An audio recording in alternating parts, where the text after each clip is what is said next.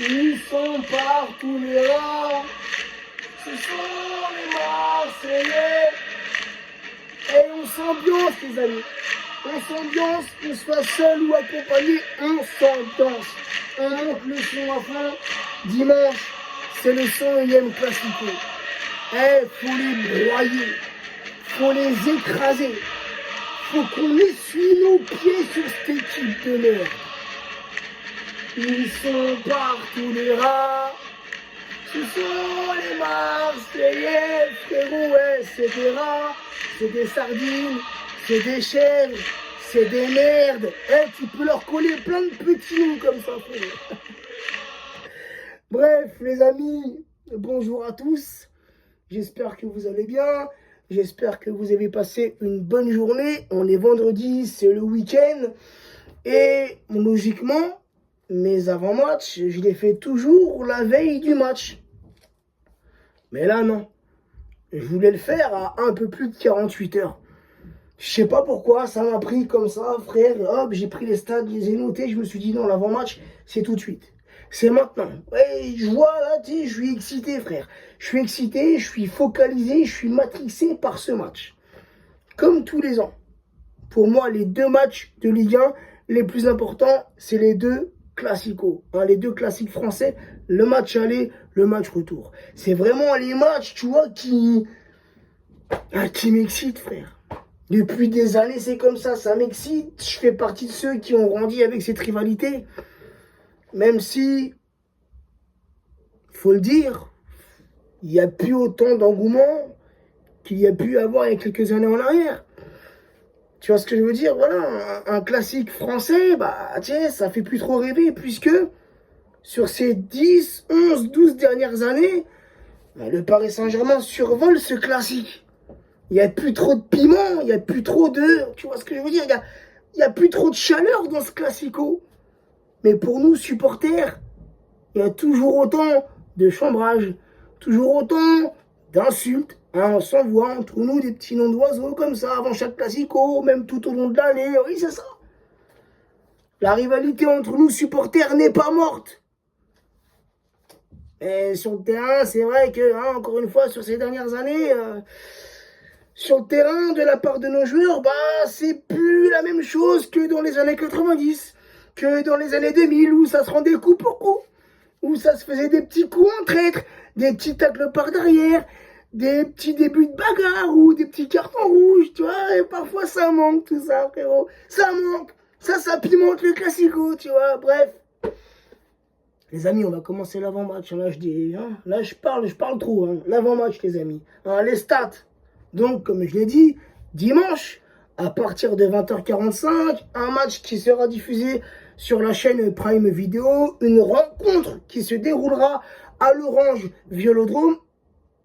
L'Orange Vélodrome, commence pas, tu vois, à vouloir glisser des petits noms comme ça, tu vas te faire insulter dans les commentaires.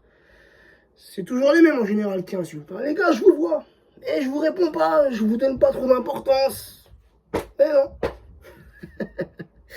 Bref. À l'Orange Vélodrome. Match comptant pour la 11e journée de Ligue 1. Et comme je l'ai dit tout à l'heure, c'est le 101e Classico entre l'OM et le Paris Saint-Germain. Les 5 derniers matchs, toutes compétitions confondues entre ces deux clubs, 4 victoires parisiennes pour une victoire marseillaise. Et oui, toute bonne chose a une fin, les amis. Et on l'a vécu, c'est pas si vieux, c'était l'an passé, en 2020. Rappelez-vous, en début de saison, l'OM qui se déplace au Parc des Princes, un parc vide, sans ambiance, dû à l'épidémie. Donc, voilà, un match où le Paris Saint-Germain a fléchi, faut dire ce qui est. Et l'OM, qui repart du Parc des Princes avec la victoire, les 3 points, 0-1.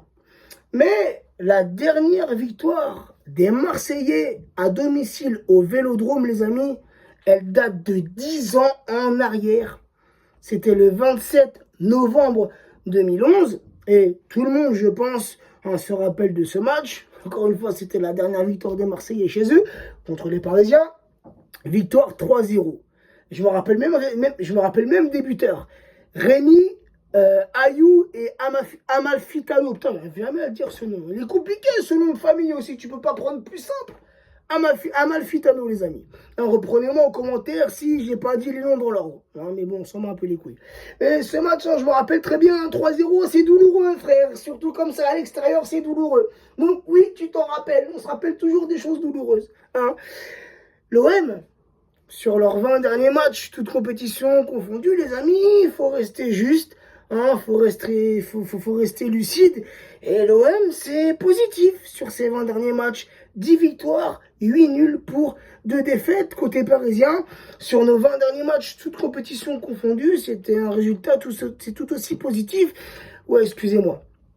C'est vrai que parfois je parle vite et en plus de ça, j'ai pas récupéré ma voix à 100%. Hein, j'ai laissé ma voix mardi soir, frérot, on a crié toute la soirée. Donc, hein, j'ai pas ma voix à 100% de ses capacités. Donc, je viens un peu en ralentir. Le Paris Saint-Germain, sur nos 20 derniers matchs, toutes compétitions confondues, c'est un bilan tout aussi positif. C'est 15 victoires, 3 nuls pour 2 défaites. C'est joué le week-end dernier, ce match entre l'OM et Lorient, victoire marseillaise 4-1 à domicile, et ce match entre le Paris Saint-Germain et le SCO d'Angers, victoire du Paris Saint-Germain à domicile au Parc 2-1. Et cette semaine, il y a eu ces 2 matchs européens, mardi soir en Ligue des Champions pour le Paris Saint-Germain, qui recevait Leipzig. Hein, Leipzig, je sais pas, bref, ça aussi, c'est un nom compliqué. Hein, on pourrait pas faire plus simple. Non, bref, Leipzig, ou Leipzig, hein, peu importe. Victoire 3-2. Mais les gars, un match dans lequel c'est comme à peu près tous les matchs hein, depuis le début de saison.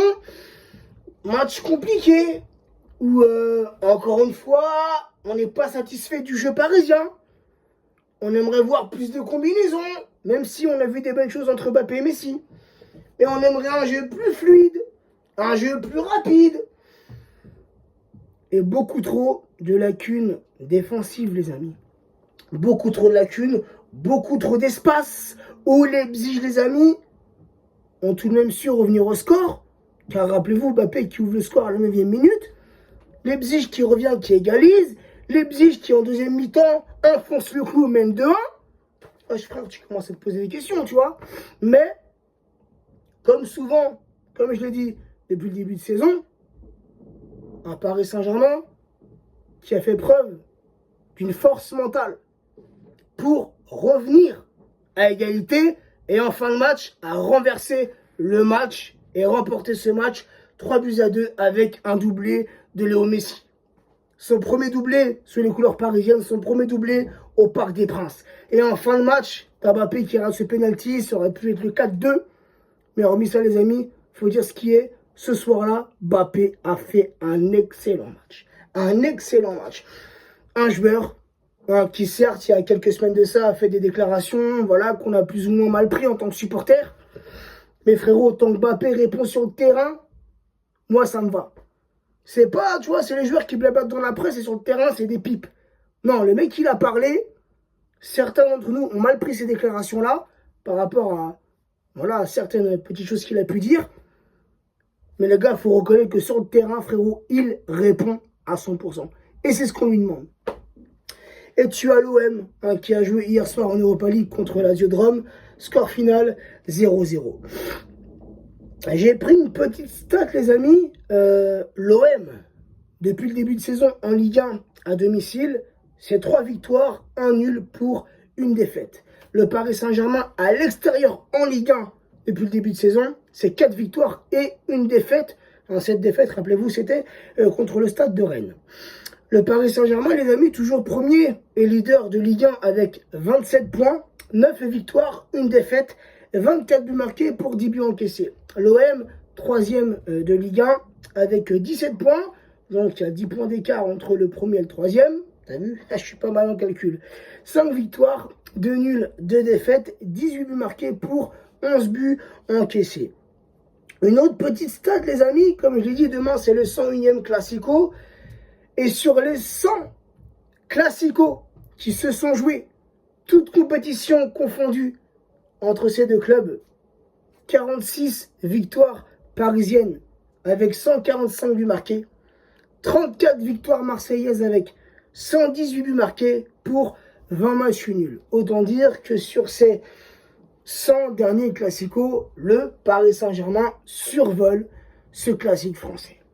La petite compo pour demain que je verrai, les amis, malgré que la conférence de presse de Pochettino c'est demain et que mon avant-match est un peu tôt, donc je ne sais pas trop quels seront les Parisiens absents, mais d'après ce que j'ai pu voir un peu sur Internet, bien évidemment on s'en doutait, mais Ramos ne sera pas là, et Icardi est incertain. Ah ouais frérot, Icardi là il est dans une série.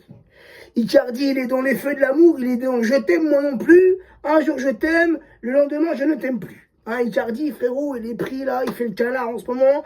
Il essaye de récupérer Wenda. Bref, et leur vie à eux, frérot, elle est incroyable. C'est un feuilleton, c'est une série Netflix, leur vie. Je sais pas, choisis, t'es genre professionnel ou tu es en train de jouer dans Roméo et Juliette là. Tu vois ce que je veux dire? Tu sais quoi, j'ai même pas envie qu'il soit là. J'ai même pas envie qu'il soit là. Tu sais quoi, va jouer avec ta quéquette et laisse le terrain pour ceux qui ont envie de mouiller le maillot. Voilà, c'est tout ce que j'aurai à dire sur Icardi. Ce joueur, il me sort, frérot, par les yeux. C'est incroyable. Incroyable. Le mec, c'est une pipe sur le terrain. C'est une pipe dans sa vie de famille. Incroyable. Bref, la petite compo, moi, que je verrai, les amis, pour dimanche. Le 4-3-3, avec Navas dans les cages parisiennes, Hakimi, latéral droit, Mendes, latéral gauche, la charnière Kipembe associé à Marquinhos, Verratti en sentinelle, Gueye, milieu droit, Herrera, milieu gauche, Mbappé en pointe, Messi, ailier droit, et, on a vu, en tout cas je l'ai vu sur Internet, ça dit que Neymar serait apte pour le Classico. D'après les médias, Neymar ne ressent plus de gêne à ses adducteurs. Donc on pourrait voir Neymar dans le groupe parisien. Sera-t-il titulaire? J'en sais rien. On en saura peut-être plus demain avec la conférence de presse. En tout cas, s'il est apte, s'il est à 70-80% de ses capacités, je le mettrai bien évidemment titulaire ailier gauche. Sinon, je mettrai Di Maria à sa place. Donc voilà la team. J'espère tout simplement que dimanche soir, on va assister à un beau classico, un bon match entre deux équipes qui font un très bon début de saison. On ne peut pas dire le contraire, hein. Le premier contre le troisième. Mais ouais, j'espère voir de l'agressivité, frérot. J'espère voir des bons duels. Tu vois ce que je veux dire? J'espère voir de la grinta dans ce match. Que nos Parisiens vont sortir leur putain de cojones pour remporter cette rencontre. Le Classico, c'est pas un match comme un autre. On peut perdre des matchs dans la saison en Ligue 1, c'est pas un problème, frérot. Ça arrive à tout le monde. Mais un Classico, ça ne se perd pas. Un Classico, ça se joue plus qu'un autre match de Ligue 1. C'est un match ultra important, surtout pour nous les supporters. On n'accepte pas de perdre un Classico. Non, frère. Surtout avec les déclarations, là. Est-ce que je les ai toujours, les déclarations de Guendouzi? Guendouzi, qui vient d'arriver à l'OM, qui a été formé au Paris Saint-Germain. Le mec, il a marqué contre Lorient. Il est tout content, il est tout beau, il est tout fou, malgré sa grosse tête à claque. Qu'est-ce qu'il déclare après la rencontre contre Lorient? Avec cette ferveur ici à domicile, je sais qu'on peut faire quelque chose de très bien.